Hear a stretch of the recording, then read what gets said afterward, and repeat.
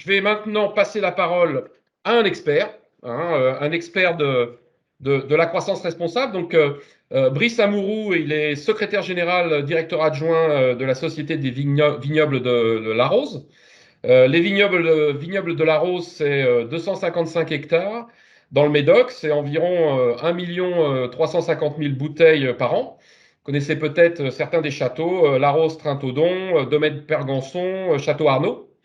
Et Brice, quand je dis que c'est un expert, c'est qu'en fait, il a été à l'initiative de toutes les démarches depuis le siècle dernier autour de la responsabilité sociétale et autour de la signature vignoble responsable. Et les vignobles de la Rose ont toujours été reconnus pour leur exemplarité dans leur démarche RSE et ont obtenu plusieurs certifications. Donc très heureux d'avoir la participation de Brice à cet atelier. Brice, c'est à vous. Merci beaucoup, j'espère que tout le monde m'entend. Merci Xavier, Oui, on vous merci à entend. la commission On vous entend. de m'accueillir. Déjà un petit mot, je dirais bravo Xavier, parce que c'est une vision de la RSE pour moi particulièrement pragmatique, structurée et structurante, et encore une fois de faire partager ça dans son entreprise avec ses parties prenantes et avoir surtout une vision et des valeurs de la RSE comme ça, c'est bravo et champion.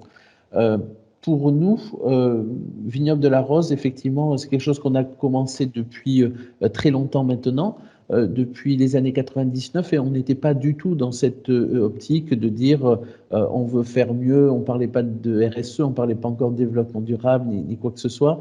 L'objectif pour nous, c'était assurer déjà la qualité de nos produits. C'était déjà pas mal. Assurer aussi, on va dire, un épanouissement des collaborateurs, beaucoup d'enjeux. Et chemin faisant, on a été une entreprise qui s'est ouverte à des enjeux et on a essayé d'y apporter notre propre réponse. Comme disait Xavier, à travers des questions en matière de RSE ou d'enjeux, il n'y a pas de copier-coller. Alors des fois, il peut y avoir des bonnes pratiques, il peut y avoir des bonnes initiatives qui peuvent être transposables, mais la force et encore une fois les valeurs de l'entreprise et le sens de l'entreprise vont pouvoir y apporter une réponse qui va être plus ou moins priorisée, plus ou moins importante, suivant justement la priorité de l'entreprise. Et nous, on va dire, ce projet-là, personne ne nous a jamais dit soyez certifiés, soyez ceci, soyez engagés. C'est venu réellement de notre propre conviction, de cette envie d'y apporter des réponses. Et comme un cheval de course, au tout début, vous avez des œillères, vous travaillez dans l'interne, dans votre entreprise, dans certains services, et petit à petit, vous ouvrez les œillères pour avoir cette vision 360 et réfléchir aux impacts que vous pouvez avoir sur tout un tas d'enjeux. Aujourd'hui, Vignoble de la Rose, c'est 65 collaborateurs et, comme vous l'avez dit, une production assez importante dans le Médoc. On fait du vin et on essaye de le vendre. Le vin est un produit de partage. Et c'était aussi une aventure hyper intéressante que de se lancer dans toutes ces approches presque comme des pionniers, en essayant de faire bouger certaines lignes, en essayant de partager, en essayant d'attirer à nous des compétences, des réponses, des techniques pour continuer à avancer, mais on va dire sans réels objectifs à l'origine. Si on peut aller directement sur le sujet de l'environnement et des démarches environnementales, de manière très pragmatique au début, on a fait, comme l'a fait Xavier, un diagnostic. On a essayé de mesurer avec des compétences diverses et l'expérience me dit qu'il faut essayer de trouver des compétences assez, on va dire, à taille humaine pour éviter d'aller chercher des consultants de très gros groupes ou autres, parce que des fois, ça manque de pragmatisme. Là, on a réussi à se faire accompagner dès le début par des petites structures qui nous ont réellement amené une analyse, une vision assez globale de l'environnement, de notre empreinte environnementale sur toutes nos activités. et sur l'eau, sur l'air, comme le disait Catherine, sur les sols, les bruits, les odeurs, pour connaître un petit peu tous ces impacts, essayer de les mesurer, et puis détacher quelques grosses patates, comme on l'a vu tout à l'heure, que sont les déchets, les effluents, mais aussi, bien sûr, nos déplacements, nos intrants de manière très générale, et puis notre production. Donc nous, notre job, c'est effectivement d'élever de la vigne pour en faire du raisin, mais ensuite transformer ce raisin en vin, le mettre en bouteille et le commercialiser. Donc une chaîne pour nous qui est complète et avec effectivement beaucoup d'intrants pour travailler là-dessus. Un sujet hyper important qui est venu assez rapidement, c'est qu'on a beaucoup travaillé sur l'éco-conception. C'est-à-dire qu'on s'est vite aperçu d'un point de vue environnemental qu'on pouvait avoir des impacts liés directement à la capacité, au marketing, au packaging de nos produits. Donc, on a beaucoup travaillé là-dessus. Et puis, une clé de succès, comme le disait Xavier, ça a été justement dans tout ce parcours-là, que ce soit sur l'environnement, mais sur d'autres enjeux, ça a été d'amener à nous des parties prenantes. Bien entendu, nos collaborateurs, mais aussi d'autres parties prenantes, plus ou moins internes ou plus ou moins externes, qui sont venus nous alimenter, réfléchir, des commissions techniques, des commissions de filière pour, encore une fois, nous faire réfléchir là-dessus, mais aussi en toute transparence avec des associations environnementales, des associations locales, et sans oublier pour l'environnement, ses voisins. Quand on parle d'environnement, on pense de suite aux petits oiseaux, aux abeilles et aux arbres, mais votre environnement, c'est aussi vos voisins.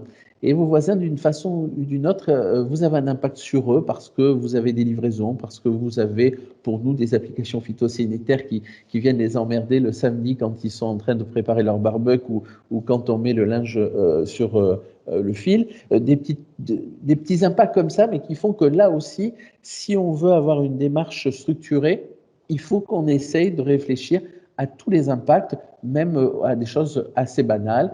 Là, mettons, je suis sur un site qui est à Arsens, on est en plein cœur d'un village, tous nos bâtiments sont télésurveillés. Effectivement, une alarme qui se met en route en plein cœur du village à 2 heures du matin, eh bien, vous emmerdez beaucoup de monde. Mais ça aussi, il faut en tenir compte et on a un impact. Là, on crée du bruit et c'est pas quelque chose de très sympa. Donc, dans tous les cas, ce qui est important, c'est de dire, on se lance dans une croissance responsable et durable. Il est hyper important, et je voulais faire un zoom sur quelque chose qui est vraiment pas sympa, c'est la réglementation. Aujourd'hui, la réglementation environnementale est très précise, elle est très présente, mais elle est aussi, à mon sens, assez pragmatique. Pourquoi? Parce qu'elle est aussi structurante. Une fois avoir fait ce diagnostic, on va identifier un bon nombre d'éléments qui vont nous permettre, là encore une fois, d'identifier des exigences réglementaires et qui vont nous aider à structurer justement une logique, une politique et des actions. C'est pas sympa de dire ça, mais aujourd'hui, si les entreprises se lancent dans de telles démarches et si aujourd'hui elles font fi de cette réglementation, à n'importe quel moment, elles prennent un risque. Ce serait vraiment dommage pour des initiatives, des collaborateurs qui se sont engagés, des parties prenantes qui se sont engagées, de voir ces travaux foutus en l'air parce que effectivement, derrière on a eu un accident environnemental, il y a un problème sur les déchets, sur les effluents, et tout se casse la gueule parce qu'on n'a pas respecté la réglementation ou on a eu un accident. Et ça me fait mal au cœur. Alors, nous, on a de la chance, on n'a pas eu cette problématique-là, parce que très rapidement, on s'est attaché à respecter, ou du moins à comprendre la réglementation pour faire des efforts et y aller. Mais il est difficile pour moi d'entendre des gens qui disent « je suis très engagé en matière de responsabilité sociétale, mais la réglementation, c'est pas ma priorité ». Je trouve que c'est dommage dans la priorisation et on fait prendre un risque pour des initiatives, pour des investissements, pour pas grand-chose. Xavier, tout à l'heure, parlait de la certification ou autre, et certains disent il faut aller vers la certification. Nous, effectivement, on est allé faire reconnaître l'ensemble de nos initiatives et de nos résultats et de nos indicateurs pour jalonner une démarche, mais aussi pour stabiliser et remercier aussi les efforts de toutes nos parties prenantes. Quand vous avez 65 collaborateurs, qu'ils soient vignerons, qu'ils soient opérateurs de chais, qu'ils soient commerciaux ou qu'ils soient comptables, tous ont été engagés d'une façon ou d'une autre dans une démarche ou dans des efforts particuliers. Le fait d'être certifié, c'est une certaine reconnaissance, autant interne qu'externe. Nous, on n'avait jamais eu d'exigence de la part d'un actionnaire ou d'un client d'être certifié, mais on a trouvé toujours intéressant de se confronter, des fois c'est le mot, avec des auditeurs pour justement dire ben, vous faites ça, mais pourquoi vous ne feriez pas ça et pourquoi vous ne feriez pas mieux ça et d'avoir ces échanges-là. Et le fait d'avoir un tampon, une médaille, ben, fait que là encore, on peut le partager et c'est une petite réussite. Parce qu'il faut imaginer que la RSE, c'est un chemin de croix, c'est quelque chose qui n'est jamais terminé. Et ces petites saveurs, il faut les partager parce qu'il y a des réussites, des fois il y a des échecs, mais dans tous les cas, il faut les partager. Et ça, pour moi, la reconnaissance d'une façon ou d'une autre, d'une partie externe, et pas trop exotique si possible, donne du crédit. Et c'est pour moi aussi un acte de management. Vous aviez parlé de ça, que de dire ben, ce qu'on fait a du sens et c'est très pragmatique.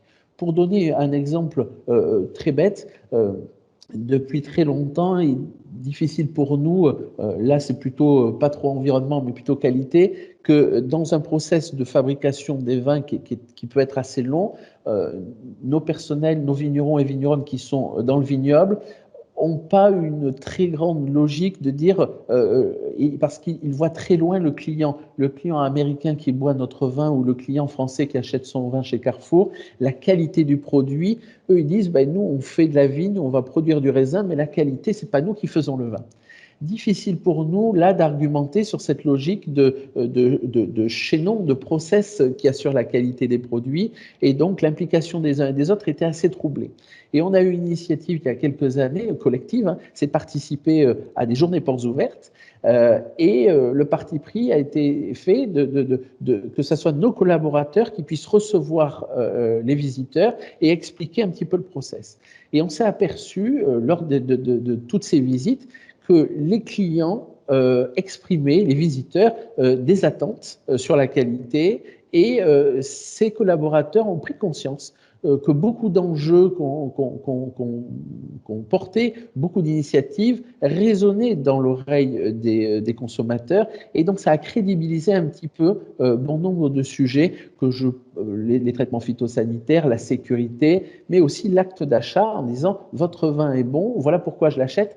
Et quand c'est le consommateur ou le client qui le dit à un collaborateur qui fabrique, ça apporte du crédit et ça c'était pour nous quelque chose d'assez important. On le disait, une démarche environnementale, elle n'est jamais finie parce qu'on priorise des choses. Comme disait Xavier, ben, on a un plan d'action, donc on commence par les choses les plus lourdes et puis petit à petit, on avance. L'important pour moi, c'est aussi de confronter des chiffres, confronter des indicateurs. C'est essentiel parce qu'aujourd'hui, vous lancez, mettons, dans une action de réduction de la consommation d'eau. Vous vous tapez sur le ventre tous les ans quand vous faites la synthèse en disant « Ouais, génial, on a encore réduit de 5-10% la consommation d'eau. » C'est très bien, on va prendre du temps. Mais par contre, la seconde sphère ou la cerise sur le gâteau, c'est confronter ces chiffres à un environnement, soit des entreprises de même taille dans la même filière ou dans la même zone, et se rendre compte en notion de benchmark que vous étiez peut-être le pire des élèves et que effectivement ce que vous pensez être une performance en disant c'est déjà pas mal, on réduit notre consommation d'eau, et bien de voir que vous n'étiez pas déjà les meilleurs placés et que peut-être il y a des initiatives ou des bonnes pratiques qui font que vous pourrez accélérer un petit peu plus cette performance-là.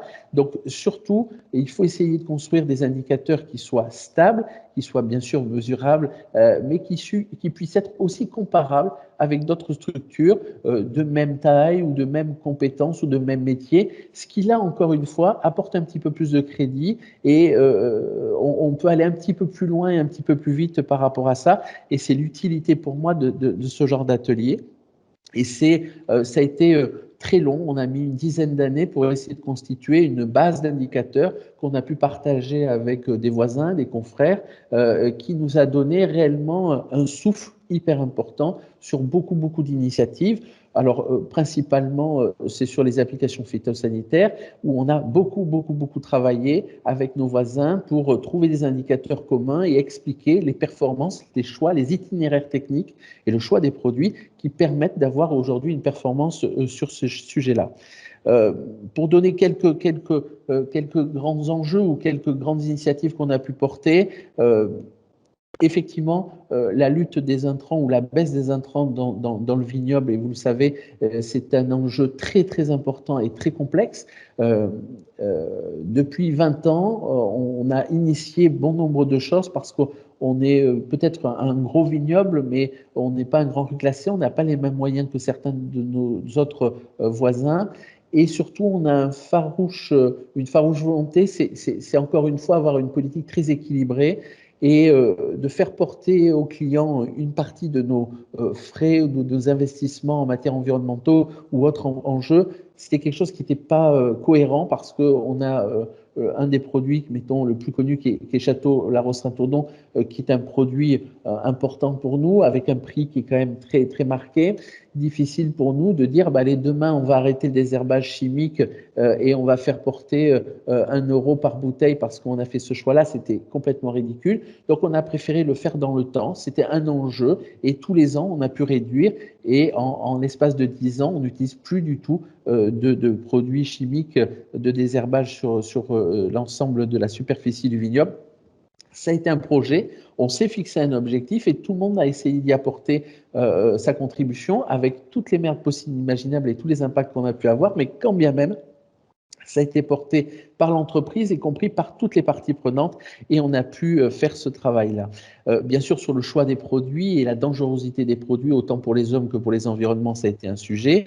Et dans tous les cas, on a, par rapport à certains enjeux ou certaines problématiques, travaillé sur, bien sûr, la nature des produits. Là, je suis sur le château Arnaud à Arsens, qui est en plein cœur de village. On a fait un choix d'utiliser 100% de produits bio au biocontrôle avec des techniques aujourd'hui d'application qui sont très respectueuses de l'environnement. On est sur des applications dites confinées où entre 90 et 92% des produits qui sont appliqués sont aujourd'hui récupérés. Donc effectivement, on ne l'a pas dit, mais on est une entreprise certifiée ISO 9001, ISO 14001, haute valeur environnementale de niveau 3 et très engagée en matière de RSE puisqu'on est dans le label RSE engagé au niveau exemplarité.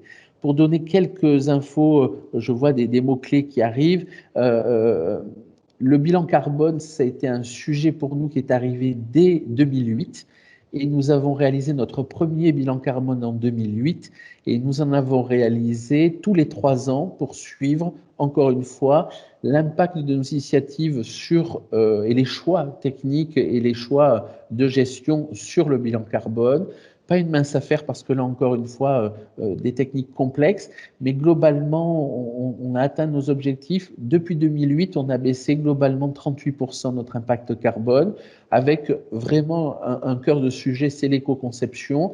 Et pour cela, on a fait maigrir nos bouteilles de 20% en poids de verre, qui était un des impacts les plus importants. On ne pourra pas aller plus bas parce que derrière, il y a des contraintes techniques importantes de stabilité et de préservation du produit. Donc, on essaie de trouver d'autres éléments pour continuer à réduire cet impact carbone, mais qui est effectivement de plus en plus compliqué.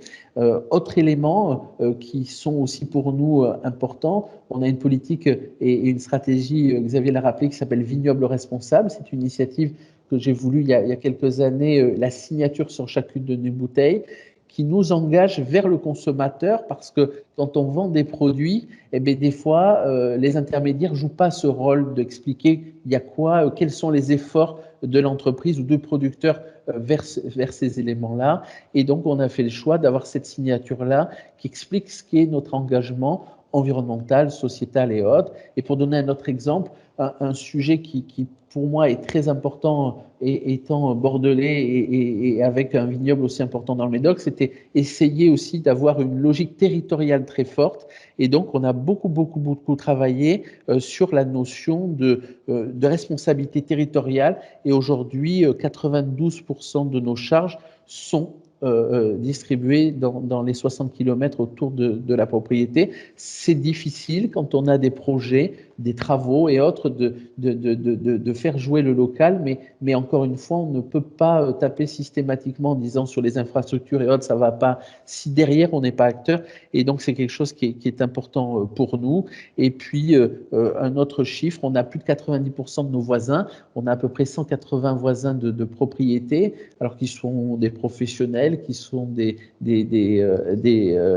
indépendants ou des riverains, qui sont dans un dispositif de communication. On communique avec eux par mail, par site internet ou par SMS pour les prévenir d'actions. Là, dans quelques jours, on va avoir les journées portes ouvertes, c'est assez sympa, mais aussi pour leur dire attention, à tel jour, à telle heure, on va traiter avec tel type de produit pour les informer.